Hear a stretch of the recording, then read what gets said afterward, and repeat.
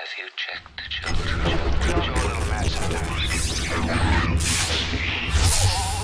Hi, I'm Chucky. Wanna play? Sometimes that is better. You're gonna need a bigger boat.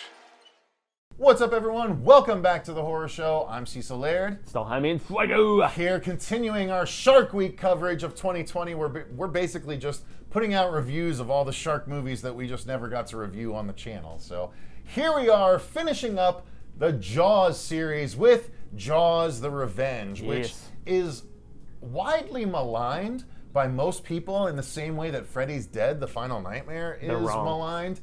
I agree. I think this is the second best Jaws movie. Or at least, I don't think it's better than 2. I would watch it before I rewatch 2. I enjoy it more than 2. Agreed. So Jaws: The Revenge is the silly one where the shark follows the Brody family from Martha's Vineyard all the way down to the Bahamas. Completely inane setup that would never happen. However, the movie itself is really enjoyable. I like Lorraine Gary coming back to reprise her role as Ellen Brody. Yeah, she was in retirement. She had married the head of MCA Universal, and she married him and was had a wonderful union from '56 to 2019. She was married to that guy, and she retired after a film in 1979. I think it was like Car Wash or something like that. She came out of retirement to make this movie and reprise her iconic character, which is kind of cool. And she got to work with early, kind of chubby Michael Caine, who is romancing her. Indeed, indeed. So funny.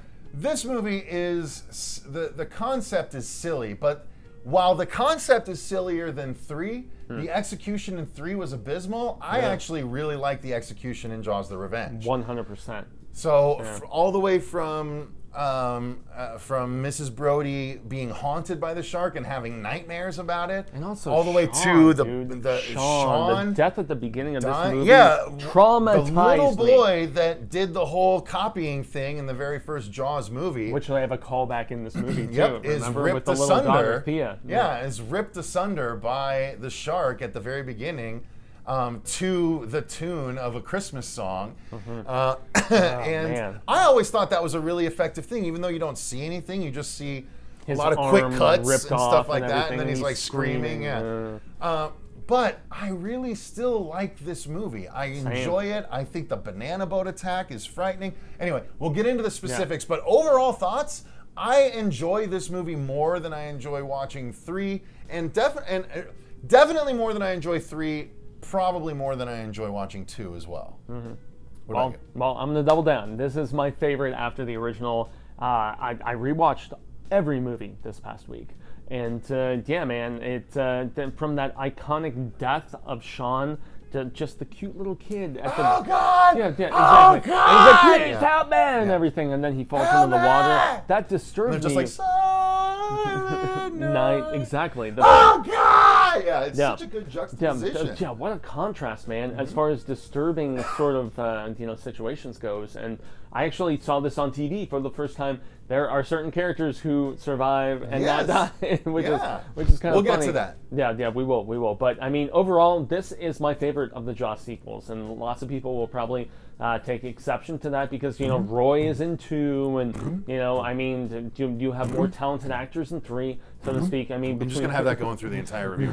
Between Leah Thompson and Dennis Quaid and whatnot. But 4, for me, despite as I actually prepared my statement. That's the shark's heartbeat. As I prepared my statement for this review, everybody, and I have a prepared statement. Exactly. Despite the preposterousness of the premise, this movie, in everything except for that, is pretty friggin' good, man. I mean, between Mario Van Peebles, between Michael Caine, between everybody, even the new actor who's playing, Michael, who has lost his brother recently. He was great. Even Carol, his wife, who is like the mixture between Wolfman Jack and Bob Ross. Kind of sort of. I mean, I'm actually getting lots of flack for this craziness on the beard, Bob whatever. Ross, but okay. Yeah, sorry, whatever. But there is that scene where the daughter is mimicking the father in the callback, and it's so unbelievably cute with the pencil. Adorable. And then, I mean, God, it's so great. And then, and also Ellie is And witnessing. some might say, Ellie is it great just because watching it's it. part Ellie of is one, or is it great because it was done well? And I think it was done well. I think it was and done it was well, a great too. callback. It was both. Yeah. That younger actress who Thea who was played, amazing. Yeah. Thea was great, man, and she has a great relationship with Ellie's character, and there's also that amusing scene where Michael's I've always wife. wanted to make love to an angry that was welder. the same bit that. You beat me to it. Sorry, you son really? of a I bitch. didn't even mean to. I just love that watched it. line. It's so funny. I was wanting to make love to a welder. No, he's like, I always wanted to make love to an angry welder. Yeah, an angry welder. It's like, well, you would probably experience some ferocity. So hey. Yeah, no. No, there's dude, a lot this to movie love is about fun. this movie. There really is. This movie is fun, and it took place. It came out in that sweet spot of the late 80s where there is like a self-awareness, you know, and I think that really helped with this movie. And people can hate on it all they want. No, it's not Spielberg, whatever, but this movie is very enjoyable. I prefer, dare I say, the TV cut. But oh yeah, well, most people do because it's much better. And I even like the limousine driver singing.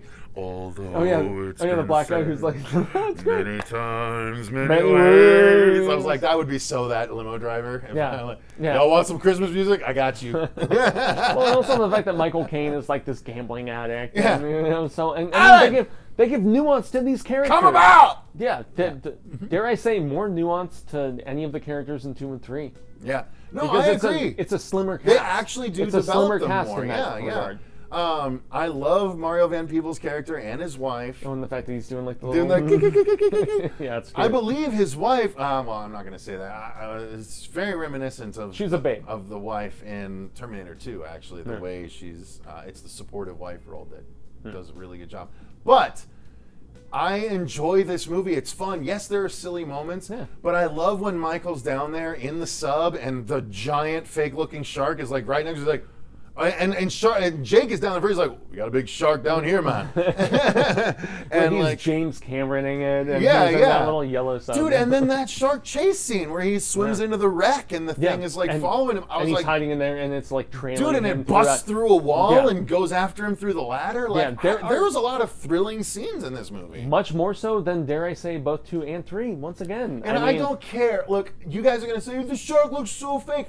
I don't care that the shark looks fake. Does it look more fake than 3? Not really? It doesn't even matter if it does. Like, it's still scary because it's a practical thing chomping at an actor. And that is still scarier than almost any CG creature that you've seen recently. Like, Which is still my biggest because there's concern with something remaking this acting. property. Yeah, well, and that's the thing. Like, I want to see a remake of this property, but I also, it's so dangerous. It's so dangerous. However, that, like, the sacred Shallows ground, proved what so to they can speak, do. yeah. The shark in the Shallows, to me, looked amazing. So, Yes, check out the review of Cecil and his mother. my reviewing mom The is the only Shallow. time my mom's been on the channel. Yeah. But yeah, dude, Jaws the Revenge is just fun and it's scary. The banana boat attack still haunts me. That in the hand Still are haunts me two because of the Thea, most iconic she literally, bits. the shark would have eaten Thea, but she passes Thea in front of her to the next person up, and then she It was literally very gets much what chomped. happened. It was very much what happened in 2, where like the sacrifice aspect. Yeah, You know? yeah, and like, dude, that banana boat attack.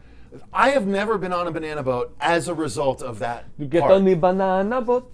I just am freaked out. I don't want a shark popping up and eating me like a little fucking hors d'oeuvre off the banana boat. I'm with I you. just- I don't- I'm with you. Dude. I am like very fearful of the ocean, and rewatching this stuff has not helped situations. No. So Anyway. let's talk about the ending though, because the ending is different from the theatrical release to Oh, the TV oh. release, and we enjoy. There's two big changes in the TV to theatrical release. The Yeah, it's theatrical about, like, one, characters the surviving. shark explodes from no bomb and it roars and it's just dumb. Oh, This it's one, very dumb. it does roar. However, it makes more sense because in the TV They cut, take like the oar the- and they no, just, no, it's the mast. It's the or mast, not the the mast. mast. The mast is the thing holding up the sails. It's the front. I don't remember the Pulpit? terminology. I don't know Yeah. what the hell it's called. They but it's impale the the front. They mofo. impale it with the front of the ship.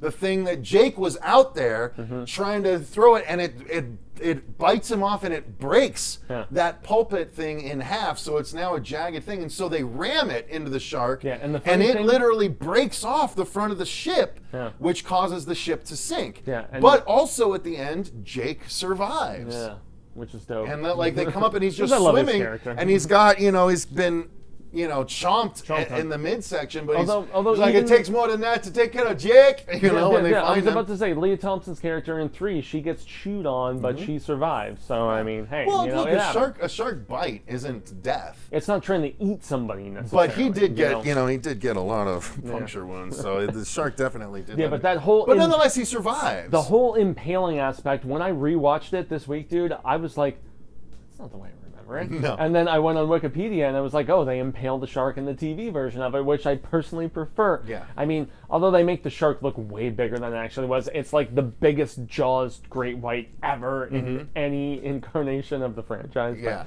Yeah. anyway, it was much more satisfying in that regard because it's supposed to be the biggest bad, the one that made it personal, so to speak, Followed them the yeah. entire coastline. Yeah, the preposterousness of the premises I think said they're- earlier. They're halfway down the coast. I gotta keep going. I can smell that one drop of blood. I think they're going to Florida. Yeah, exactly. She was trimming her nails and she had that little drip in the water, and then I'm gonna find those mofos. All right, Anyway, so I this think was that's fun. just This was no. fun, man. I like talking Yeah, about this was Jaws: The great. Revenge. It's a long time coming. I've always enjoyed it way more than 3 and Same. somewhat more than 2. Same. As dumb as it is, it's just a cleaner Jaws movie, Yeah. I think, than the other ones were. It's once you get past the setup, everything is so much better. It's a silly I setup, mean, but it's executed better than the setup for both 2 and 3. yeah, even like the dude who was recast for Dennis Quaid as the son for Michael. I mean, and Elena's great. I mean, yeah, this is not as It bad. almost feels this is not more as bad. canon than 3 does. Agreed. Yeah. Agreed. This is, dare I say, skip 3 and just jump right to this one. I mean, because watch it's, them all, but yeah, this. I is mean, because definitely it's all better about the than Brody 3. Yeah. kids. No, but agreed.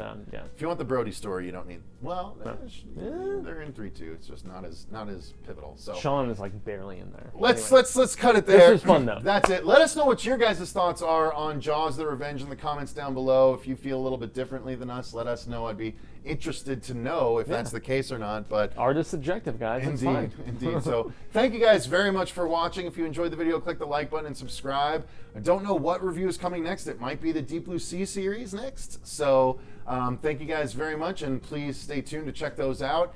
Until next time, though, I've been Cecil Laird. Gracias to our patrons. I've been Jaime Fuego. And remember, Stay scared.